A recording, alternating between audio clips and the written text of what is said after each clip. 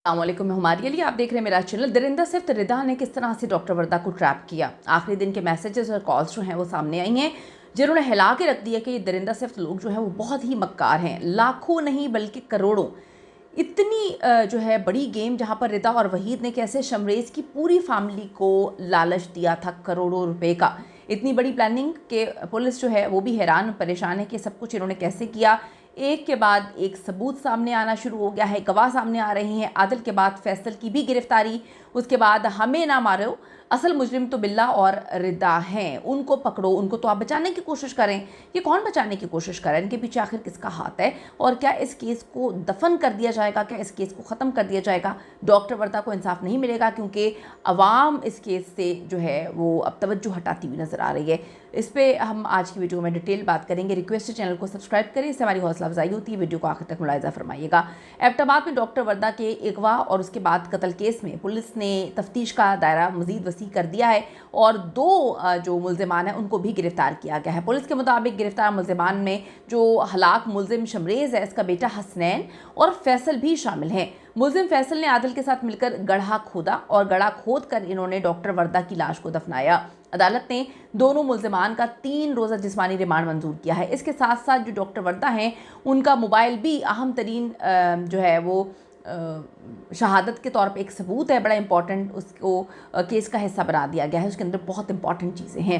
अब रिदा ने तमाम प्लान जो है अपने शोहर वहीद बिल्ला के साथ मिलकर बनाया। अब पहले ये लोग अमीर हैं, वो कहते हैं जी बहुत अमीर है, ज़मीनें हैं, जायदादें हैं, दुकानें हैं, तो फिर इतनी मौत क्या पड़ी हुई थी कि किसी का कत्ल कर दिया, किसी के पैसे खा लिए।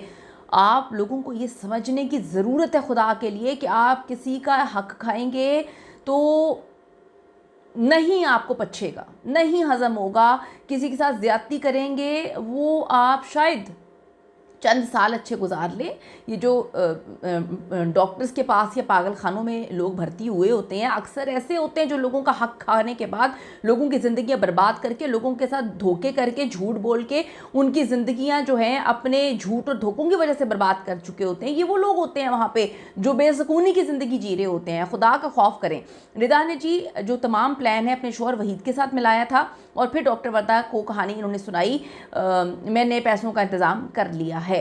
अब डॉक्टर वर्दा सीधी थी, अगर वो तेज़ होती तो वो किसी ना किसी के साथ जाती।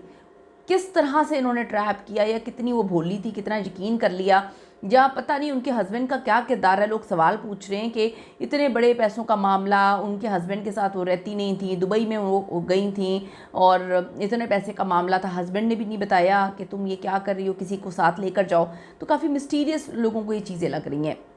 ये कहानी सुनाकर कि हम पैसे दे रहे हैं, उन्होंने डॉक्टर वर्दा को अगवा किया। मुलजिमा रिदा और वहीद के मंसूबे के मुताबिक डॉक्टर वर्दा को कत्ल करके लाश गायब करना ये बड़ा इंपॉर्टेंट था, ताकि मामला मंजर आम पर ही ना आ सके। लाश नहीं मिलती तो आपको पता है फिर केस कहीं पे चल ही नहीं पाते। इसी मंसूबे के तहत कत्ल से कबल डॉक्टर वर्दा से इन्होंने चेक लिखवाए थे, ताकि उनकी गुमशुदगी के बाद जो है वो चेक बाउंस करा के मुकदमा दर्ज करवाया जा सके और फिर अहले खाना से रकम का मुतालबा किया जा सके, ताकि ये मंसूबा जो है वो फिर आगे आगे चले। लेकिन वो नाकाम हो गया।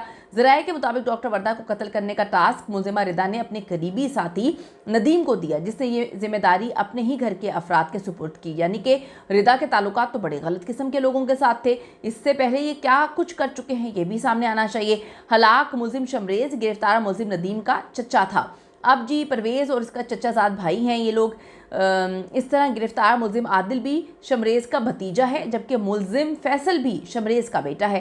तो अब आप देखेंगे क्या कहानी चल रही है। पुलिस के मुताबिक गिरफ्तार मुलजिमान में हलाक मुलजिम शमरेज़ का बेटा हसनैन और फैसल भी शामिल हैं। मुलजिम फैसल ने आदिल के साथ मिलकर गड्ढा खोदा था और फिर वहाँ पर लाश दफनाई थी। मुलजिम आदिल ने जुडिशियल मजिस्ट्रेट के सामने अपना 164 का इकबाल जुर्म ये बयान रिकॉर्ड करवाया है। मुलजिम ने अदालत को बताया कि मुलजिम शमरेज़ ने उसे गड्ढा खोदने का कहा था, जिस पर उसने फैसल नामी शख्स के साथ मिलकर ये गड्ढा खोदा और डॉक्टर वर्दा की लाश को दफना दिया। मुलजिम आदिल के बयान के मुताबिक कत्ल की मनसूबाबंदी में शामिल बहुत सारी चीज़ें थी और ये जो शाजमान कॉलोनी है वहाँ पर एक घर था जहाँ पर ये सारी प्लानिंग इन लोगों ने की थी। डॉक्टर वर्दा केस में अब तक 7 मुलजिमान को पुलिस ने जो है गिरफ्तार किया है, जबकि एक मुलजिम शमरेज़ जो है वो पुलिस मुकाबले में मारा गया है।